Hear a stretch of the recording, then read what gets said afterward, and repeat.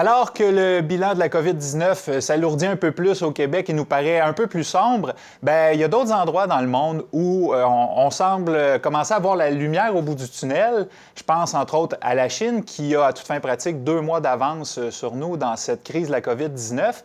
Pour en témoigner, on a avec nous via Skype un mathapédien qui est maintenant en affaires du côté de Shanghai en Chine. Il s'agit de M.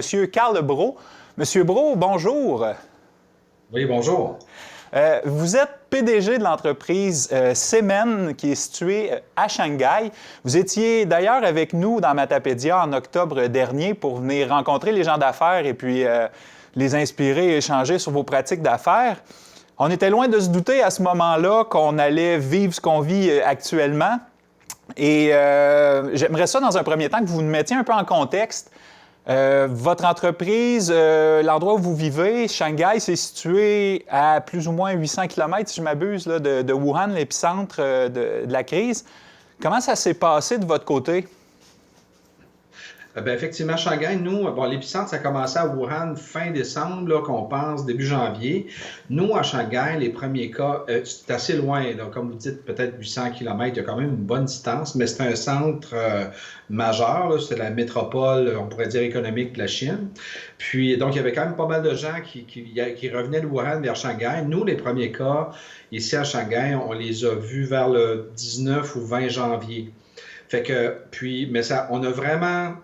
Mais malgré le fait que c'est les premiers cas ici, bien là, on voyait que Wuhan s'enfonçait dans un genre dans la tragédie humaine qu'on sait maintenant. Puis, ben c'est ça, je dirais, jusqu'à un certain point que ce qui est vécu un peu au Québec actuellement, bien nous, on l'a vécu les 2 dernières semaines du mois de janvier, qui est de dire, bon là, soudainement, dans le fond, on doit fermer les usines, on doit être isolé, les entreprises sont fermées aussi.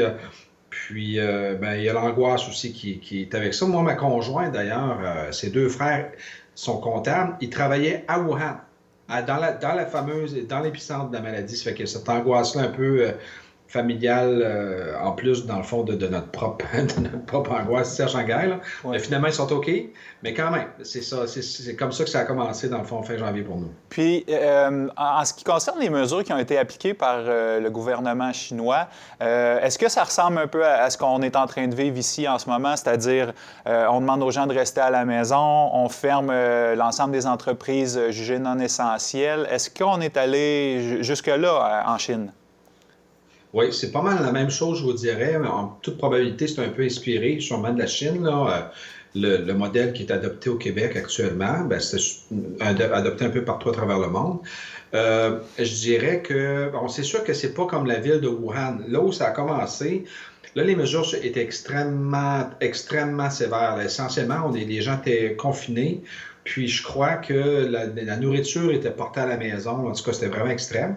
Bon, nous, c'était pas à ce point-là. Là. Nous, je pense effectivement que ça ressemble un peu plus au Québec, qui était de dire on pouvait quand même sortir de la maison, on pouvait aller à l'épicerie, mais bon, il fallait porter un masque, mais il fallait rester à la maison. Les entreprises, les usines étaient fermées. Mais si on pouvait travailler, dans le fond, faire du télétravail à partir de la maison, ben c'était possible de le faire.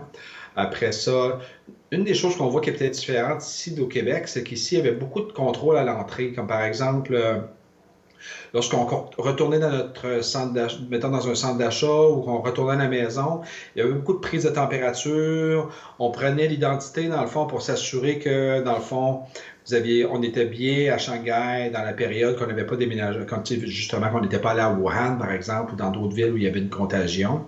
Donc, mais de façon générale, je pense que c'est quand même assez semblable, là, ce qui s'est passé ici. Et puis là, ce qu'on entend dire un peu partout, on lit les journaux à la radio, on entend dire qu'en Chine, en fait, il y a un retour à la normale là, qui est en train de s'implanter.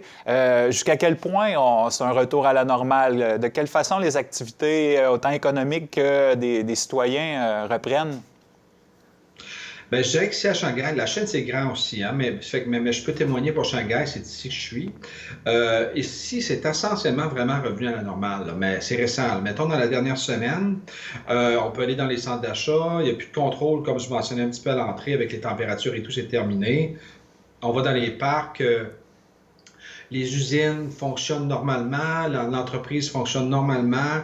Il y a certaines choses qui sont encore, dans le fond, en veilleuse, là, par exemple les grands rassemblements publics.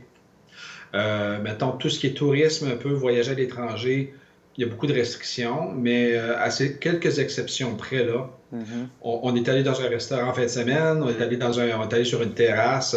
C'est vraiment le sentiment on est retourné à la normale ici, effectivement, 2 mois plus tard. Est-ce qu'il y a encore des mesures de distanciation sociale qui sont appliquées? Est-ce que le virus représente encore une menace de contagion où on sent que c'est déjà un peu derrière tout ça? Je pense qu'il n'y a plus de mesures, dans le fond, de distanciation à Shanghai comme tel. Il y a des mesures qui sont très, très, très strictes qui sont prises aux aéroports pour les gens qui arrivent de l'étranger. OK, là, c'est extrêmement strict. C'est presque toute l'armada, dans le fond, de contrôle, là, c'est déménagé vers les aéroports là, pour la raison qu'on sait là, que la principale crainte qui existe actuellement ici, c'est simplement celle d'un rebond de l'épidémie par quelqu'un qui serait revenu de l'étranger. Donc là, on le voit, là, que là, il y a vraiment beaucoup de contrôle. Les gens sont contrôlés, ils vont dans une petite zone médicale. Après ça, ils vont dans une zone de quarantaine. S'ils font de la température ou le moindrement qu'ils ont des symptômes, ils sont logés, dans le fond, dans un endroit pour une période assez prolongée. Ça fait que ça, c'est très sévère. Mais nous, comme tel, là, sincèrement, c'est terminé là, à Shanghai. C'est quand même ironique que la Chine soit passée de l'épicentre de l'épidémie à maintenant se protéger de l'extérieur de la planète pour éviter une contagion. C'est vrai, c'est vrai. Il y a beaucoup de gens il y a beaucoup d'amis à moi, dans le fond, qui connaissent Shanghai, où c'est ça, là, du pire endroit à être au meilleur endroit, si tu veux, le moins sécuritaire au plus sécuritaire. Là. Ouais, c'est sûr que là, honnêtement, aujourd'hui, là, c'est ici que je veux être. Je veux être à Shanghai, on se sent vraiment en sécurité. Là. Bon. C'est pas la même chose. Ouais. On va changer de registre un petit peu. Vous avez été l'objet récemment d'un article qui est paru dans le journal Les Affaires et qui a beaucoup voyagé, apparemment, que sur leur site Internet. C'est l'article qui a été le plus vu de toute l'histoire du journal Les Affaires en ligne, si j'ai bien compris. Vous y présentiez, entre autres, la situation qu'on vit comme une opportunité pour les gens d'affaires, d'une certaine façon. Quel message vous aimeriez lancer aux gens de la Matapédia, aux gens d'affaires particulièrement dans la Matapédia?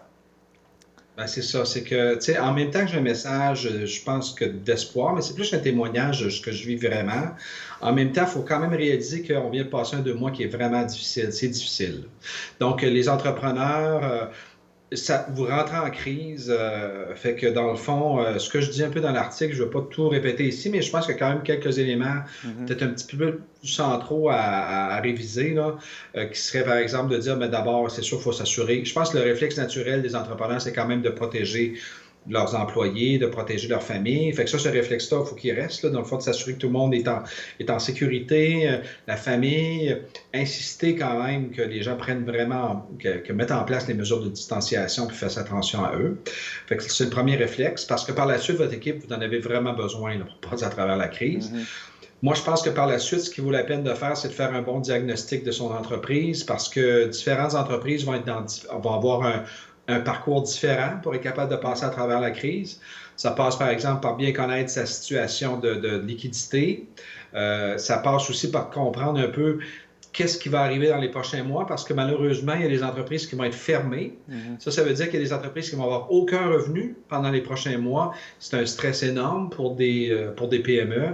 C'est rare que vous avez une PME qui va regarder comme ça 6 mois de liquidité là, juste en cas d'une crise qui arriverait. Là.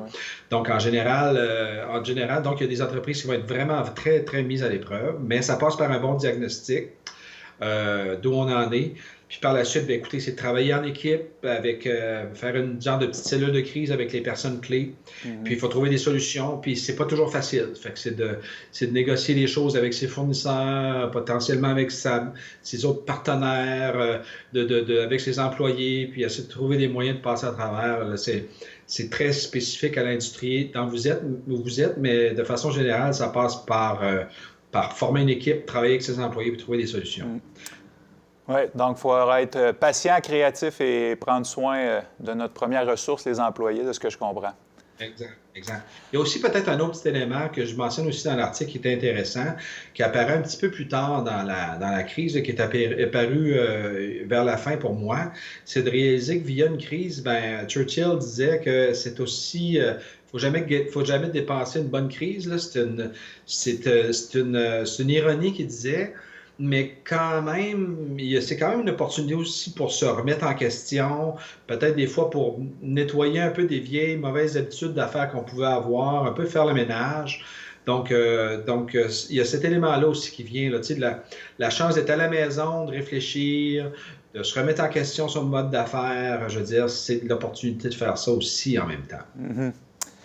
Ben voilà de quoi nous donner espoir, en tout le moins nous convaincre de respecter les mesures sanitaires qui sont mises en place en ce moment. Monsieur Brault, je rappelle, vous êtes PDG de l'entreprise Semen située à Shanghai et vous êtes matapédien d'origine. Qui sait, j'espère que les mesures de voyage vont un jour reprendre la normale, qu'on pourra vous revoir dans la Matapédia au cours de l'année 2020 peut-être. Merci beaucoup, M. Brault. Ça va arriver, c'est presque sûr. Merci beaucoup, bon courage. Bonne journée.